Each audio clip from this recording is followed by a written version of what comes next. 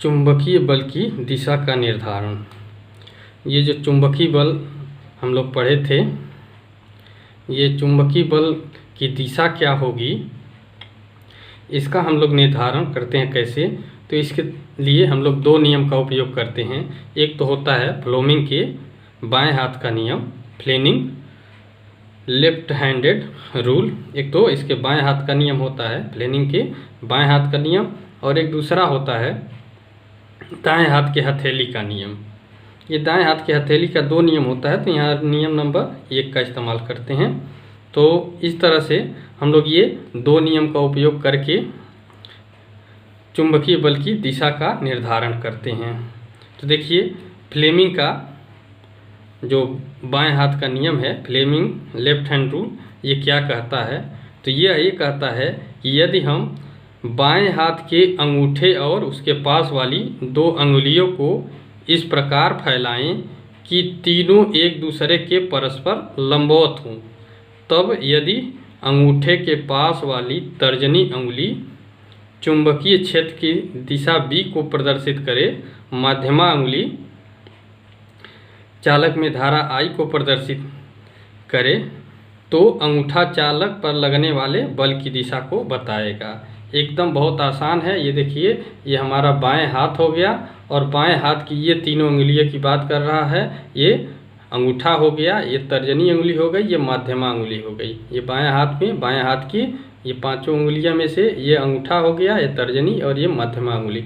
इसको हम ऐसे फैलाना है, इस प्रकार से फैलाना है कि तीनों एक दूसरे के लंबवत हो, यानी इस तर्जनी और मध्यमा के बीच का कोण 90 डिग्री, और ये तर्जनी और अंगूठा के बीच का कोण भी 90 डिग्री। तो इस तरह से फैलाना है। देख लीजिए, इस तरह से ऐसे बनाए हैं, तो इस तरह से इसे फैलाना है।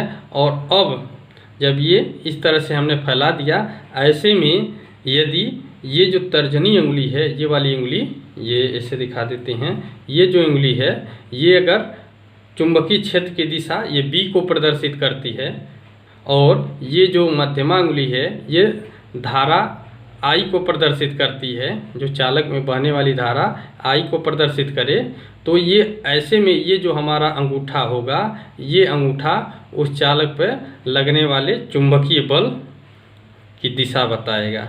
ये अंगूठा उस समय चुंबकीय बल की दिशा बताएगा। यही है फ्लेमिंग के बाएं हाथ का नियम।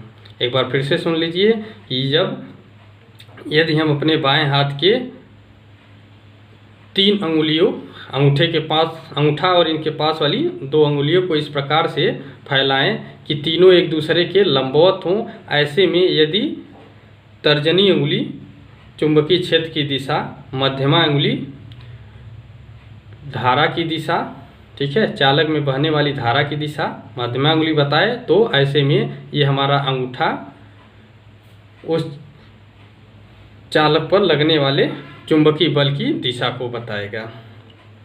अब देखिए, अब बात करते हैं दाएं हाथ के हथेली का नियम। ठीक है, ये right handed palm rule, right hand palm rule, ये दाएं हाथ के हथेली का नियम। ये क्या कहता है, तो ये कहता है कि यदि हम दाएं हाथ की हथेली को इस प्रकार फैलाएं कि फैली हुई अंगुलियां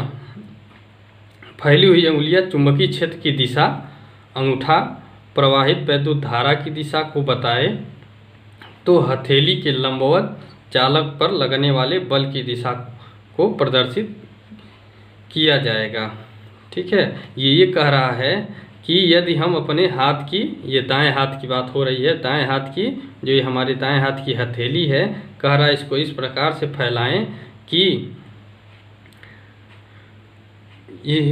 इस प्रकार से फैलाएं कि फैली हुई अंगुलियां, ये जो फैली हुई ये सारी अंगुलियां दिख रही हैं, ये जितनी भी सारे ये जो भी अंगुलियां हैं, ठीक है, ये अंगुलियां चुंबकीय क्षेत्र की दिशा को बता रही हों। ठीक है, अगर ये चुंबकीय क्षेत्र की दिशा को बता रही हों, और ये जो अंगूठा है, अंगूठा क्या बता रहे हो, वैद्युत धारा की, उस चालक में बहने वाली धारा की दिशा को बता रहा है, तो हम कहेंगे कि इस हथेली के लंबवत, ठीक है, इस हथेली के लंबवत दिशा में हम चुंबकीय बल को प्रदर्शित कर सकते हैं ऐसे। ठीक है, ये देखिए, ये जो पेन है, रेड वाली पेन ऐसे लगा लेते हैं। ये मान लीजिए ये जो रेड वाली पेन है, हालांकि ये हथेली यहाँ पर कह सकते हैं। ठीक है, बेहतर ये होगा। ये देखिए यहाँ पर जो हम लगाए हैं, तो ये रेड वाली पेन जो है अब ये प्रदर्शित करेगा चुंबकीय बल की दिशा। कब? जब ये अंगुलियां चुंबकीय क्षेत्र की, ये सभी अंगुलियों की बात हो रही है, इससे फैलाया जाए कि ये सभी अंगुलियां चुंबकीय क्षेत्र की दिशा बताएंगी और ये अंगूठा उस चालक में बहने वाली धारा को बताए।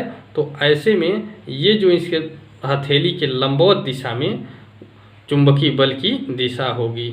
तो इस प्रकार से हम राइट हैंडेड रूल से भी हम चुंबकीय बल की दिशा का निर्धारण करते हैं। तो यही दोनों रूल है। Thank you.